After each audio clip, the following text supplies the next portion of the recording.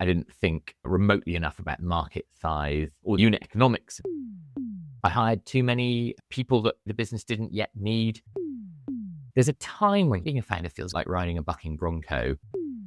We should all talk about our mistakes more.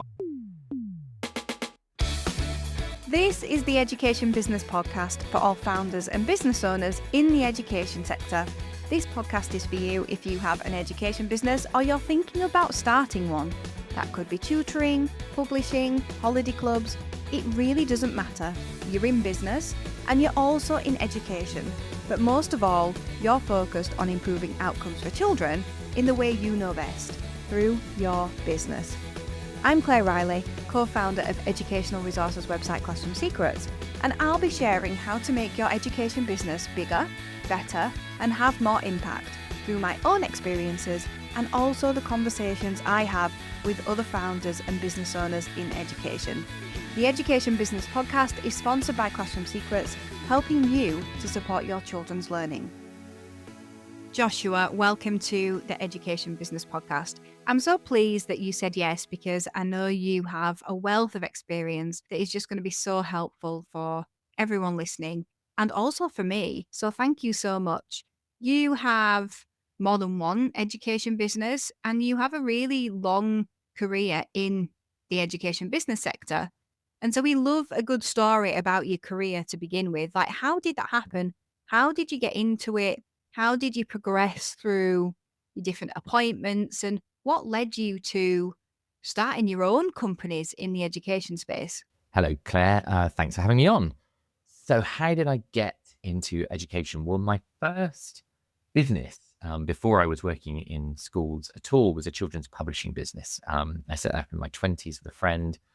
The business, we sold quite a few books. We didn't really make any money. And so when we were sort of realizing that didn't have a long life to it, I was kind of thinking about what to do next. And two things I took from that experience. One was I set up a business in a declining market. Children's publishing was in many ways at the time a sort of an area that was declining a few percent every year. And I decided I wanted to be in a business area that wasn't declining year over year, that was stable or even potentially growing. And the second thing was, one of the things I enjoyed most about that business was working with children and working with children in schools. We would do sessions in schools, and that was really fun. So that got me interested in education. And then my route in was a job with the Multi-Academy Trust ARC schools. I took a job as part of their senior leadership team, helping them to grow the network. It was during a period in the early 2010s when MATs were expanding quite fast. There weren't that many MATs at the time. But what was interesting, and it's relevant to what I've gone on to do, is that Lucy Heller, who ran ARC at the time, interviewed me for that role. And as well as talking to me, obviously, about the actual job they were hiring me for, she asked me in that interview, what would I like to do if, because this was a sort of a time-limited job. It's actually a maternity cover for someone at the time. She sort of asked me, what would you like to do if this goes well? And I said, well, it's funny you should say that, because I have ideas around businesses I'd like to start, or non-profit or for-profit businesses in the education sector. And we talked about it quite a lot in the interview. And then once I started at my role at ARC, I was kind of given a mandate to think about social purpose business ventures and ideas about what a useful venture for the sector might be. And essentially what happened was, over a period of a few years, my role changed from being really kind of a core role within the Multi-Academy Trust to being given a bit of a mandate to set up a venture, working with some other brilliant people within the organization. It certainly wasn't all me. But that turned into a venture called Assembly, which is set up in around 2014. I ran that. So that was entirely owned by ARC. It was a charitable venture within the ARC family. ARC is not just a Multi-Academy Trust. It's also a family of education charities. We grew that, sold that in 2019, actually, to a private equity-backed organization called Community Brands at the time, now called Venture Ed. And I stayed in that for a while. And then when I left that at the start of 2020, I still definitely wanted to stay in education. I had a strong view that education was my home.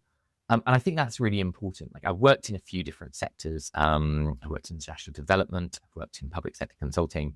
Education was the first time I was in a sector where, like, I wanted to read blogs about it at the weekend. I wanted to read books about it. And I think that's when I knew I'd found my home. I find this interesting and motivating. So I set up a business in 2020 called Smartgrade, working with somebody else who'd actually worked at ARC but had left a few years before me, called Jose Diaz. He's the sort of technical person. I guess I'm the business person. And Smartgrade is an assessment platform, a standardized assessment platform for schools. We set that up in January 2020. An important thing to understand about Smartgrade is it definitely needs children to be in schools for it to be useful for schools. It's the kind of assessments you sit in schools, doesn't really work remotely. And so COVID in some ways wasn't great for us. In some ways was great for us actually though, because it meant that we could take a bit longer to build the business. We weren't spending that much money at the time when COVID started. And so we kept on running Smartgrade without really having many customers for the first year, but sort of, speaking to potential customers and refining what the product was. And then during that time, I came across a chap called Adam Boxer, who'd built this thing, like a sort of a retrieval practice or quizzing platform in Excel, effectively. Excel's a great prototyping tool, by the way. So he built this retrieval practice tool, and we agreed that, seeing as I wasn't so busy with Smartgrade, I would work again with Jose and with him to see if we could turn that into a business. And we did quite quickly, actually. We got some government funding because it was a really good thing during COVID. It was a sort of a useful remote working quizzing tool. And we turned that into a business called Carousel. And both businesses are going really well today. And so I spend most of my life running those two. That's really my job. I do have a third thing I do, though. Life is quite complicated.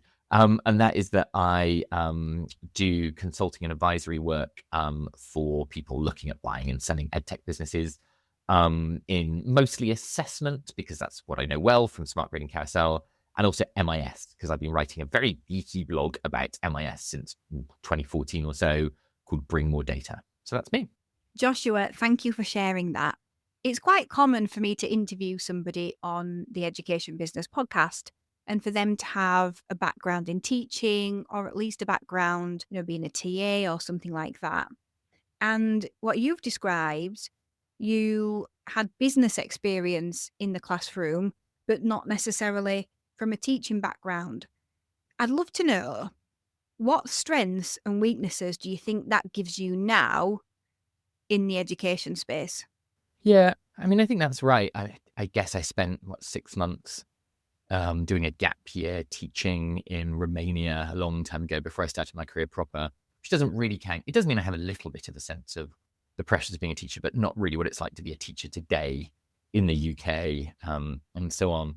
And I think that is a weakness in some ways. The best response I can give is that how I try and mitigate that is working always with people that really do understand the classroom. So, for example, Carousel, one of my ventures, is co-founded with a chap called Adam Boxer, who is a quite well-known, highly regarded science teacher, has a really good sense of just effective teaching as much as anything, not just science, but more broadly, and still teaches in the classroom 3 days a week alongside his work with Carousel and some other things he does. And that's a superpower for Carousel, really, his involvement.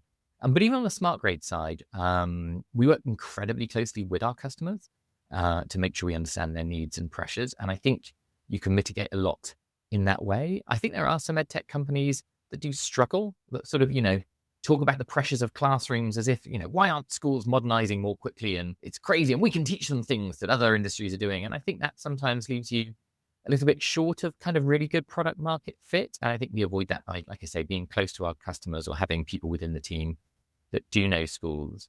There are definitely some strengths, I think, of my background, though. The first is to say, being in a MAT leadership role was a real gift and a joy. I enjoyed being part of ARC specifically, but it sort of does help me to understand what MAT leaders are after. And actually, I think equally there are some edtech businesses that struggle with that. They build a great thing for teachers, but don't really understand how to talk to a sort of a MAT-centric team about that. And I think I can get that from some of my background.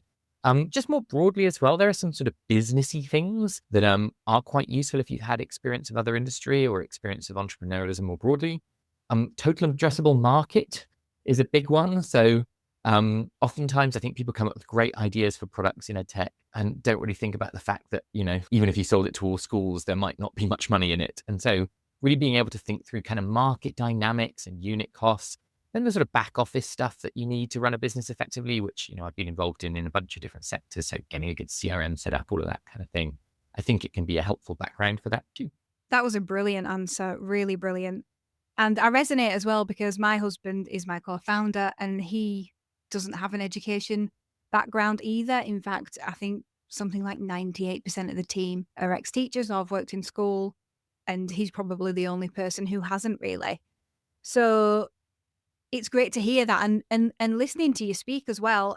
Most founders don't even know how to do some of those things. They don't have strengths in those areas. Never mind somebody who's been a teacher first. And this is why, when we're going to business as teachers, there are things we have to learn, and those are those things. So thank you. That was really helpful.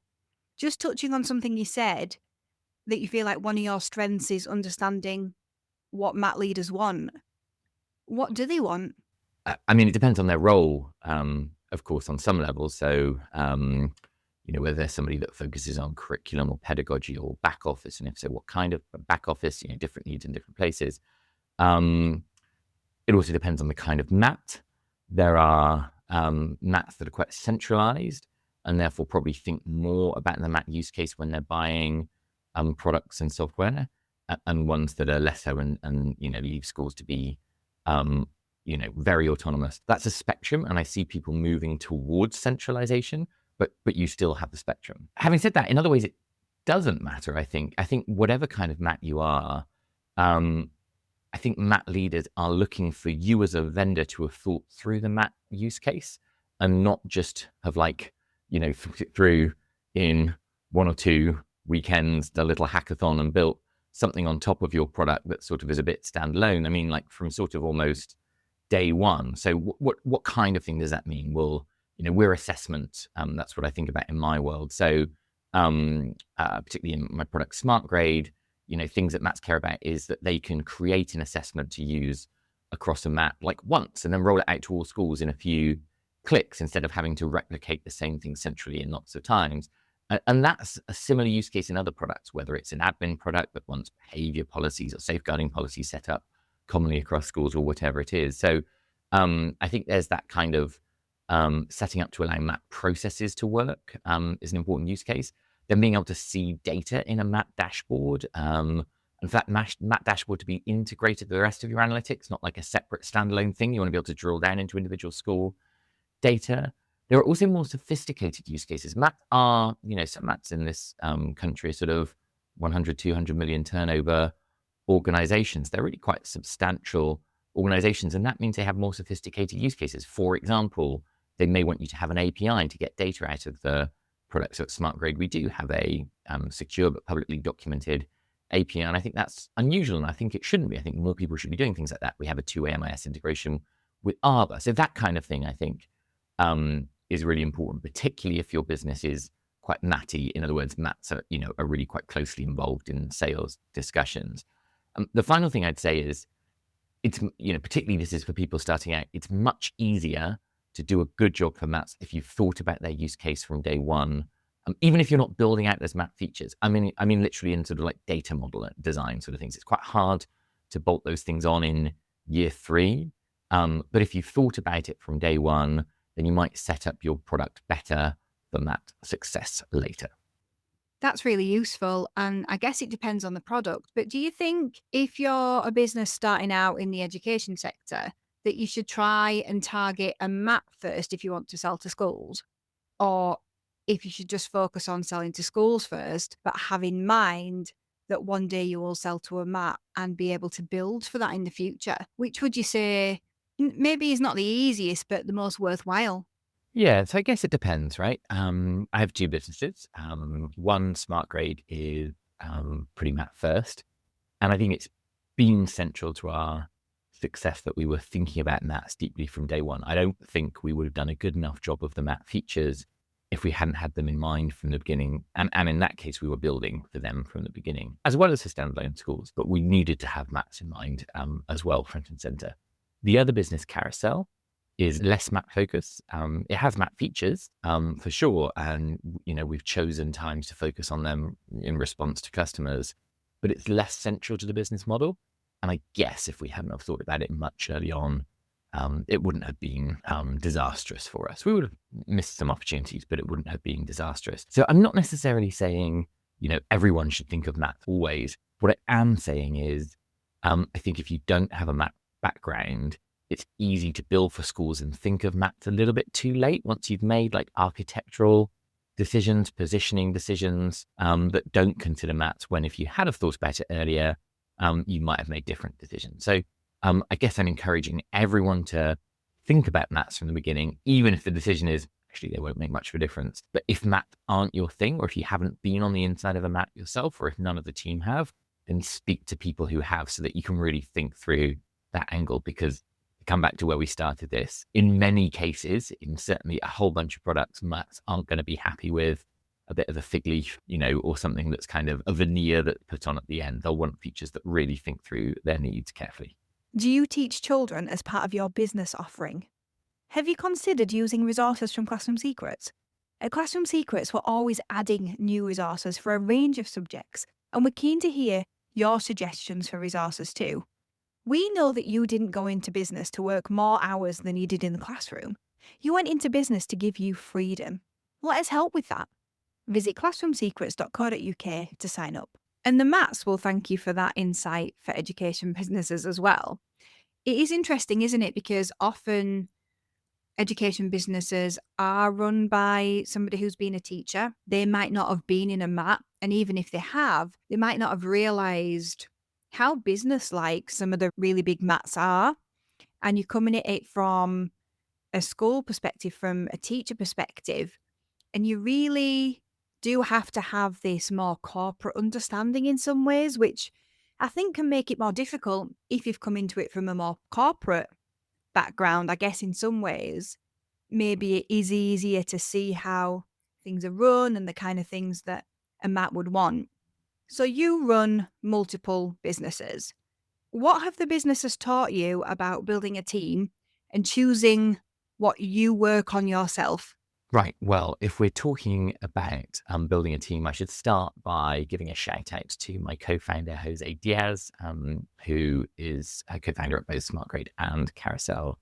He has a software development agency called Mercury that focuses on education technology. So they build software as well as for Smartgrade and Carousel for a range of other awesome Edtech organizations. And that's kind of a startup superpower, because so many ventures at startup or at scaling or at any point, frankly, are spending a lot of their time fretting about where they get good or great developers from. I don't worry about that because Jose just sorts it. He has an incredibly strong team of developers and a great ability to train up sort of early stage developers as well. So there's always a constant stream of talent going through Mercury. So if you're an EdTech venture listening to this and you're short of great EdTech capacity, check out Mercury, or feel free to come and have a chat with me if you want to know more about it from a kind of a commissioner's perspective. More broadly, rules about how I build a great team. Well, number one, hire smart people.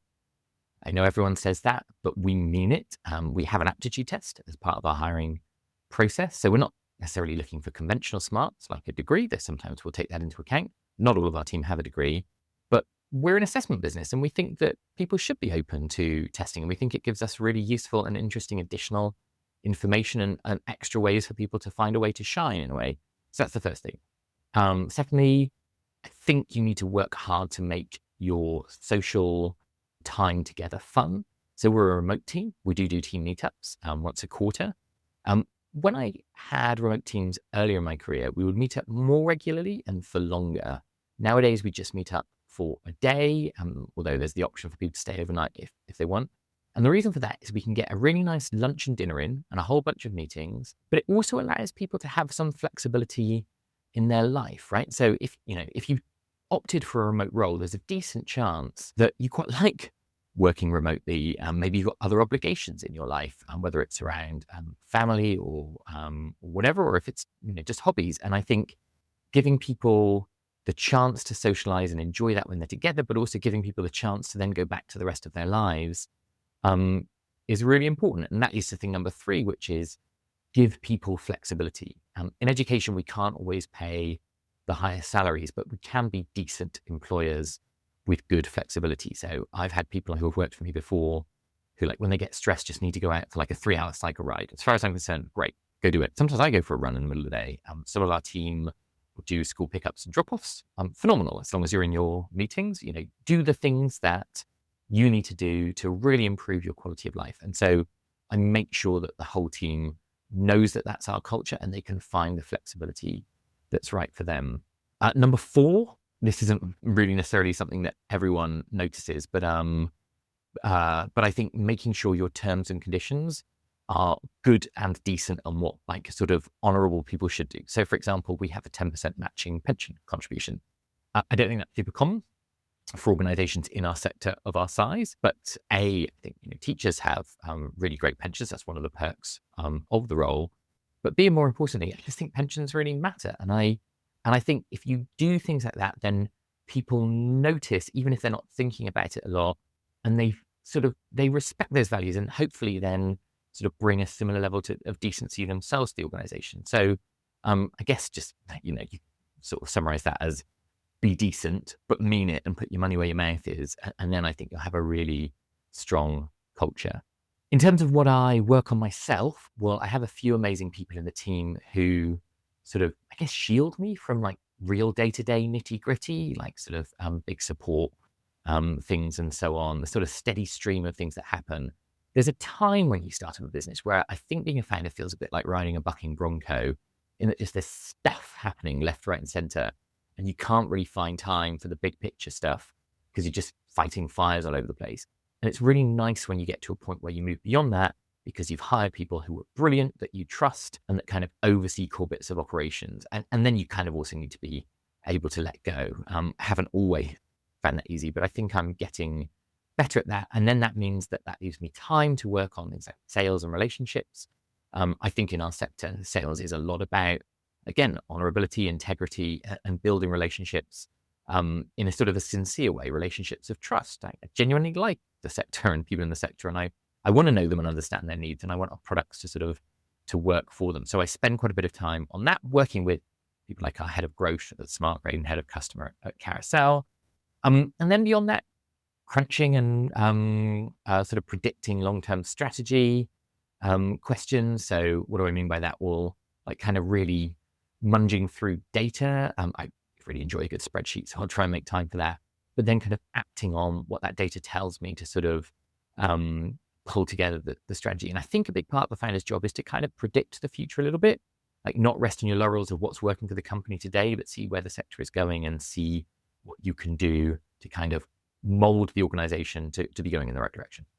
Wow, that's super useful to have almost a funnel really of developers in the other company. That's amazing and very clever idea. I can't believe how aligned we are with remote working. So we are also remote first. We meet up 4 times a year, just for the day. Some people stay overnight, some people don't, depending on where they live.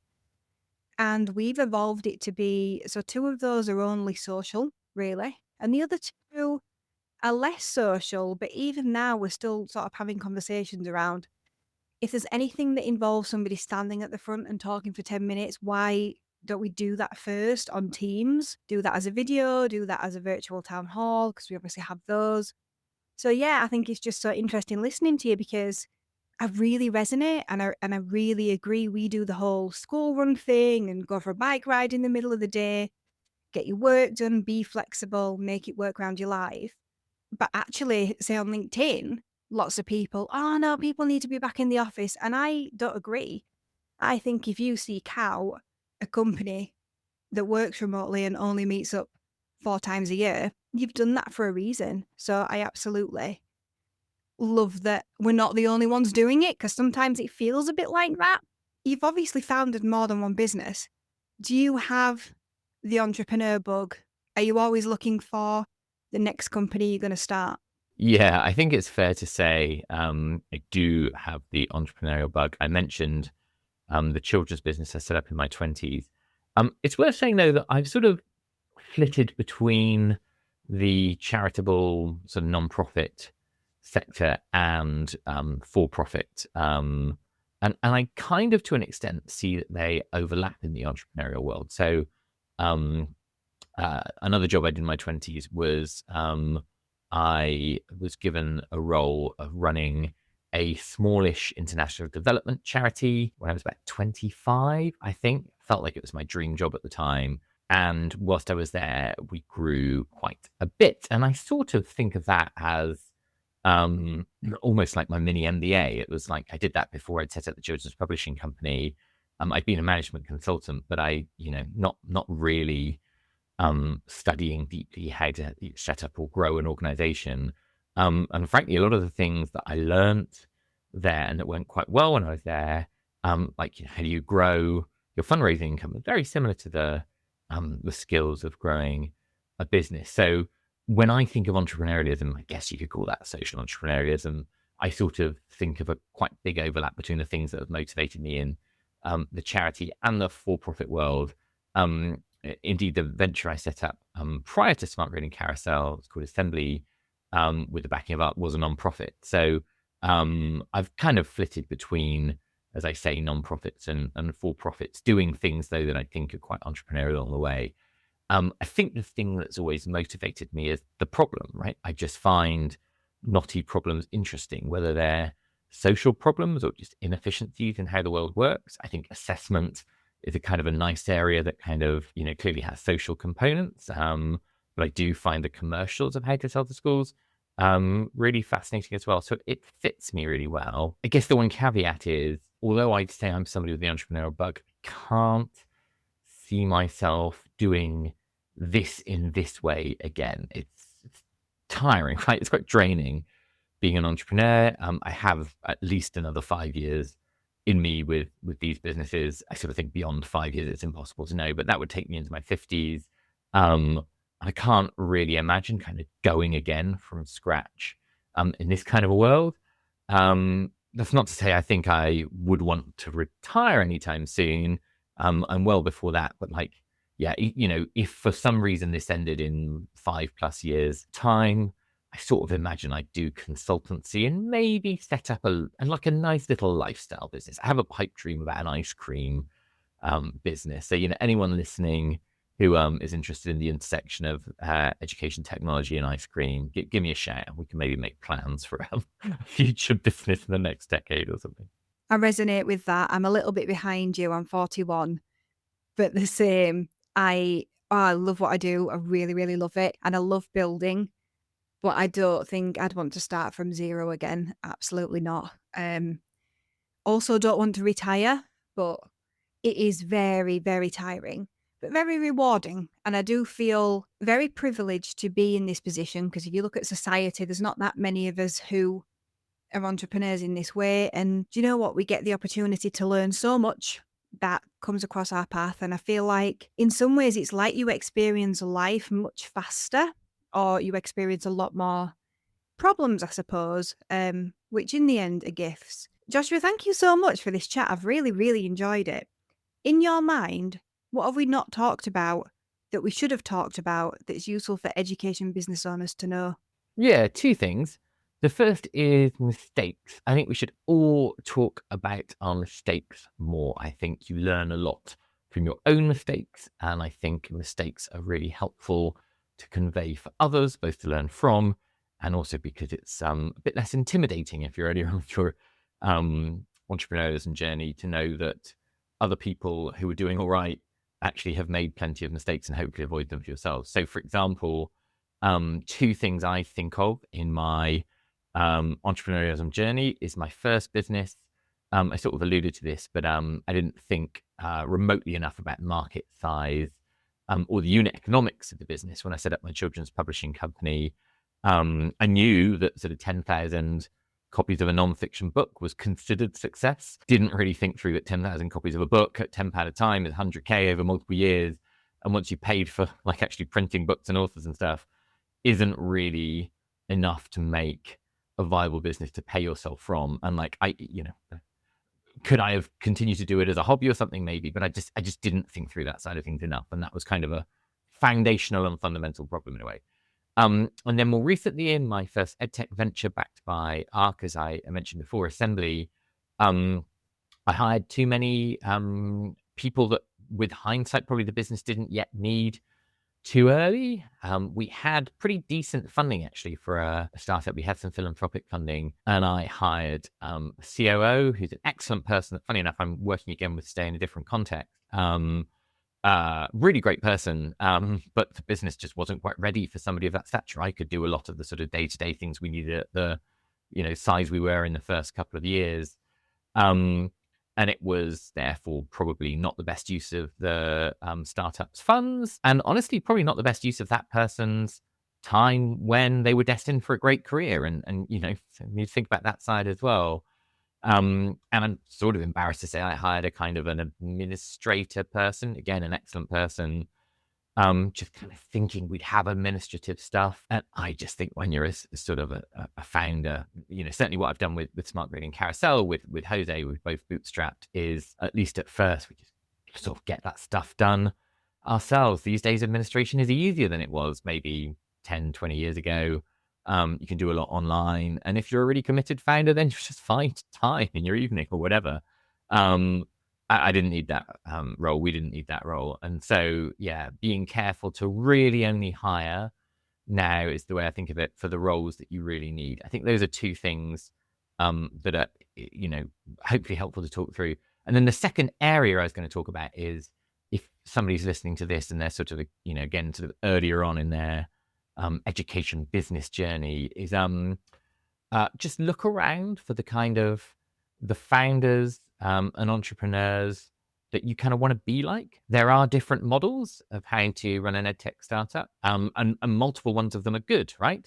And if you look at the kind of venture capital, private equity route, and you want to go down that route because things about it appeal to you, you should find mentors or people you can speak to for advice in that world. If you prefer the more bootstrapped route, which is, I think, now a bit more the path I take, though I can't stress enough, I'm not saying one is better than the other, they're just different. Then find somebody in that world and try and get advice from them. I'll generally give most people a half hour of my time if they ask in the right way. Sometimes I might use people to ask a couple of times if I'm busy, but I think most people in the sector are like that. So, don't be shy of asking for advice, but sort of work out what kind of person, entrepreneur you want to be and what kind of business you want to have by looking around for the role models that you're interested in and trying to learn from those people. What amazing advice. People are there ready to help if you only ask. Thank you so much. I really appreciate you giving up your time to speak to me, share your insights with not only me, but also the listeners as well. Thank you, Joshua. Thank you for listening to the Education Business Podcast. This podcast is sponsored by Classroom Secrets. To find more resources to grow your business, visit classroomsecrets.co.uk.